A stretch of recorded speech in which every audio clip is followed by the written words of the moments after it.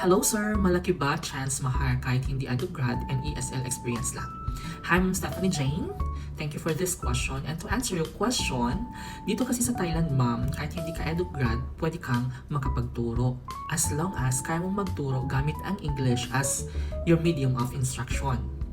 Kaso ma'am, yung question mo kasi, malaki ba ang chance na ma-hire? Nowadays, parang hindi na ganun kalaki yung chance para sa mga hindi grad. Kasi ngayon, mostly sa mga schools dito, ang hinahanap na nila, one of their qualifications na is grad.